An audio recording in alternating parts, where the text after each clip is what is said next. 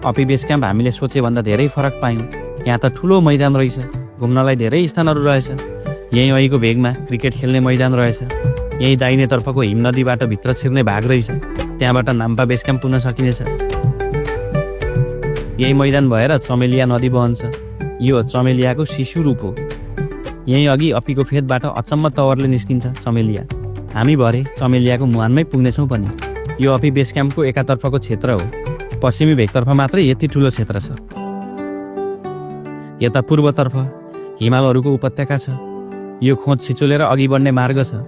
यहाँबाट कालीढुङ्गा ताल पुग्न सकिन्छ।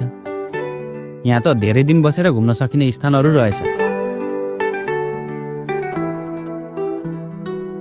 अपी बेस क्याम्पमै 2वटा होटल छन्। खाने बस्ने राम्रो सुविधा प्रदान गर्छन् दुईटै होटलले।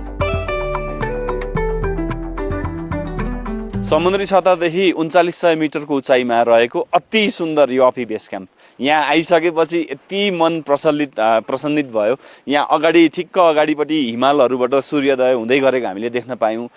ठिक्क अपीमा घाम पुग्यो। यो अगाडि जुन देखिएको मुख्य चुचुरो छ, एकदमै ठुलो भित्ता जसरी गएको अपी एउटा चाहिँ कुमारी हिमाल हो। कुमारी हिमाल अर्थात् भर्जिन हिमाल, किनभने अहिलेसम्म यसको सफल आरोहण माथिसम्म हुन सकेको छैन। प्रयास यद्यपि भइरहेको छ, तर यसलाई जित्न सकिएको छैन मान्छेले।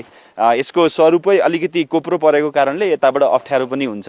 अपीको धार्मिक मान्यता पनि छ। पहिले चाहिँ कैलाशबाट चाहिँ महादेव आएर चाहिँ तप गरेको उहाँको चाहिँ दोस्रो वासस्थलको रूपमा अपीलाई लिइन्छ। अपीको ठिक्क फेदीमा चाहिँ भुलभुल बुलबुल पानी निस्किएर चमेलिया नदीको उद्गम पनि भएको अवस्था छ। यो स्थानबाट चाहिँ वरिपरि घुम्ने हो भने करिब यहाँ 2-3 दिन बसेर नजिकका ठाउँहरूलाई चाहिँ एक्सप्लोर गर्न सकिने अवस्था छ।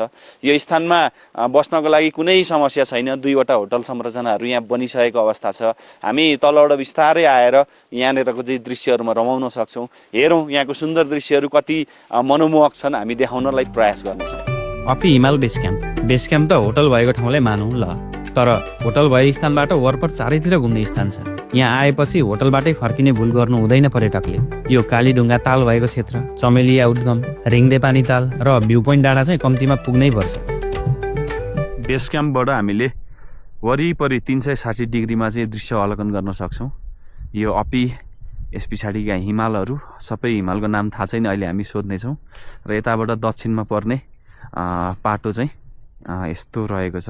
एकदमै सुन्दर, एकदमै मनोमोहक दृश्य देख्न सकिन्छ यहाँबाट। हुन त बेस क्याम्प त्यो होटल भएको ठाउँ वरपरबाट सुन्दर दृश्य देखिन्छ नै। यो अपी हिमालको दक्षिण पश्चिम भेग, हिमालका विभिन्न तहहरू छन् यहाँ।